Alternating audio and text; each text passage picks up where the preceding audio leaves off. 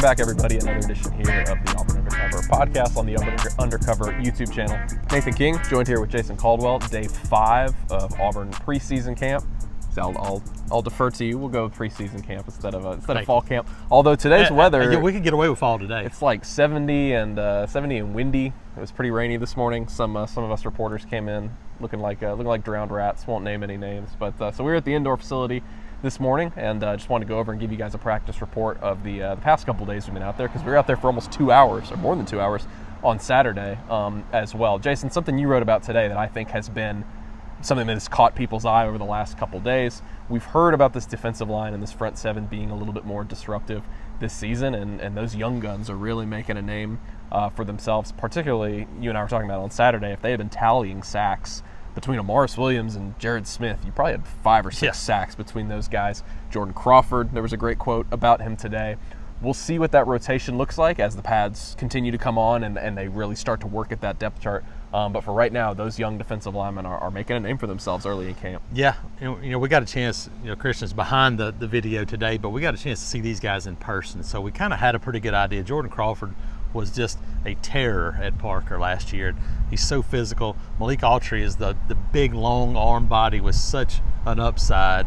And then Jared Smith is the same thing. You saw the athleticism through the roof. The guy we didn't get to see in person was Darion Smith, but we talked to Vontrell King-Williams, and they sounded like we think he's the best pass rusher of the group, and we saw that Saturday where he's giving some pass rush moves, and he's 275 or so. So you start thinking maybe third down pass rush interior guy that gives you some different. It's a really interesting mix of guys. We talked to Zykevis Walker today, and he called Jordan Crawford a strong meatball. It's about right. That's pretty good. But he's such a disruptive force, and we heard Hugh Freeze talk about disruptive. Yep. Use the word.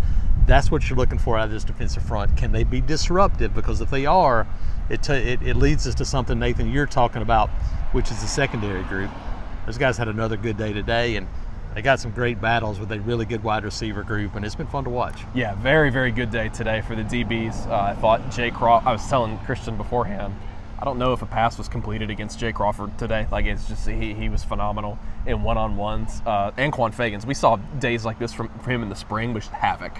Just blitzing, nickel blitzes on Deuce Knight, breaking up some passes in space. Yep. Yeah, you mentioned it. That iron sharpens iron situation with the receivers and the DBs, or at least that's what they hope. That's what they hope is happening right now. You hear it from both of the groups. They know what kind of talent they have at wide receiver. They know what kind of talent they have in the secondary, and it's made for some pretty fun battles so far. Yeah, no, I think you start talking about it, you're looking at this group and thinking about what the potential is, and there's a lot of guys in that secondary group that have the chance to play. And we just talked to Caleb Harris for a second. He goes like, look, the next step for those young guys is learning how to play at this level, and how to prepare, how to do the things you've got to do to be ready. That's the hardest part, because the athleticism is there. I mean, we've seen these guys play. It's there. The transfers, you got new faces in that secondary group as well, and so this defense has a chance to be really good. Because I'm telling you, a guy that surprised me a little bit. Dallas Walker's a guy that has surprised me a little bit. Yeah, moves pretty well. Like, you look at the size and you go, man, he's huge. But when you see him, you go, man, he's not sloppy. He's just big, moves okay.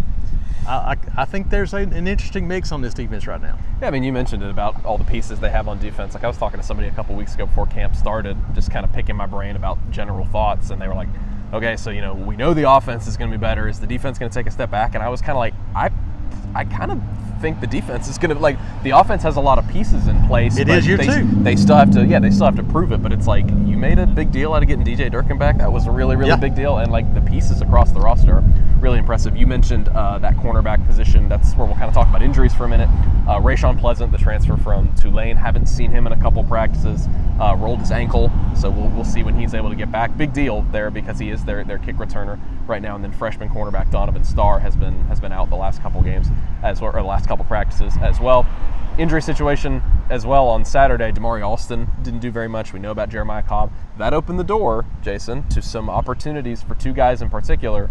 Darrell Robinson continues to do a really good job. Would not be surprised if he's in the mix for the most amount of carries there. Has been a really explosive player, but somebody that you guys know really, really well. And Damari Alston walks over to us today while taking notes, and he said, if y'all are looking for something to write down, 29 is the real deal. And that's freshman Omar Mabson, who should be a high school senior right now. low center of gravity. He was just tough to bring down on Saturday, and he's made a name for himself early on. You know, we got a chance to see him, I guess, as a sophomore, and it might have been when we were in Phoenix City, Christian, where we saw Omar for the first time, and Keith Etheridge, Auburn high coach, comes over and goes, look, listen, I'm telling you, this guy's going to be really good. And it was kind of his breakout game. Then we saw him before season to spring last year, and he had gotten bigger, but he had gotten faster, and they're like, look, this guy's running in the upper 4.3s. And then, you know, we see him all year. He really is a warrior for them, battle through some shoulder issues at times. And then he reclassifies, and you go, look, how's it going to fit? Well, Auburn's like, hey, we don't need to see anything. We're ready right now. And so you got an extra running back in a class that maybe you weren't expecting to get in Omar Mapson. You look at him now, and he's like 5'9", 215. Like, this is a thick guy that should still be a senior in high school, but, man, he's kind of burst onto the scene here in preseason camp. An extra dimension, another different type of running back for this team. So, you know, you think about Alvin Henderson in there, Omar, these older guys. I mean, you got 5 running backs now that look like they can all play. Yeah, as we mentioned, they have some additional opportunities right now. Alston was back doing more today. Didn't look to be limited very much, but Jeremiah Cobb is still in a non-contact jersey with that fractured finger. But Darrell Robinson, I mean, that's somebody we had been talking up in the offseason. We knew the staff was disappointed they didn't get to see him in the spring because they really liked his skill set when they got him out of UConn. You talked about it on the message board, like his stats last year. I mean, somebody was saying, "Oh, you know, is UConn the best Auburn can do?" It's like 7 yards per carry and 8 touchdowns with the turf toe. I think it was 107 for 731. I'm like, that's 7 yards to carry. That's pretty good. And we've seen he had some really good breakaway numbers. So that's something we've seen so far. So interested to see what happens with the backfield moving forward this preseason. And then quarterback obviously gets a lot of attention. I thought Jackson Arnold had a decent day on Saturday, looked a little bit better. Today the coaching staff was on him about getting the ball out a little bit faster. One thing that he showed today, though, Jason, his running ability. I mean, getting the ball around the edge, the offensive sideline was really, really fired up about that. And you've seen good things out of all 3 quarterbacks the last few days. Yeah, I think that was a key because I think today's the first day they said, okay, we're going to incorporate some quarterback run because the defense was like, we're not worried about that. Now you add that to the offense, go, okay, now it opens up some things in an offense. So today was the first day where you saw the offense going, we're going to adjust to what the defense is doing. And that's what Hugh Freeze has been talking about, going, look, we can't, it's not like we're not game planning for the defense. And so if the defense is doing things to try to take something away because they go, oh, we've seen this before, then the offense go, okay, now we're going to adjust and throw the quarterback run. And I mentioned it to Freeze and say, look, you know, in 2010, they didn't know what Cam Newton was until they got to the season because they didn't do those runs.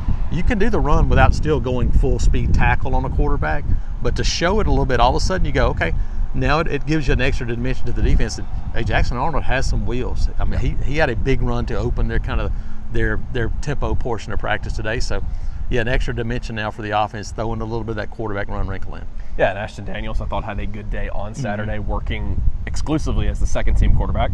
And then you see Deuce Knight get a lot of second-team reps within the offense today. Both of those guys bringing a different element to things. And so today was the first practice them putting on pads, and it's going to continue to go this week. I believe they'll put on full pads either Wednesday or Thursday. Yeah, and then have probably the first scrimmage maybe on a Friday. So we'll kind of get some thoughts and reactions from that maybe early next week before we get our next media, but we'll have some notes from that probably. Yeah, for sure. It's been a really eventful camp so far. Really enjoyed it. AuburnUndercover.com. We got VIP practice notes up from today, and we got a promo going as well. If you guys aren't subscribed, 50% off an annual subscription right now. That runs all the way up until the season opener against Baylor. So if you want all the good stuff from behind closed doors here at fall camp, it's been a really good time. For Jason Caldwell, I'm Nathan King. Thank you guys so much for watching. Be sure to head over to AuburnUndercover.com. We'll talk to y'all later.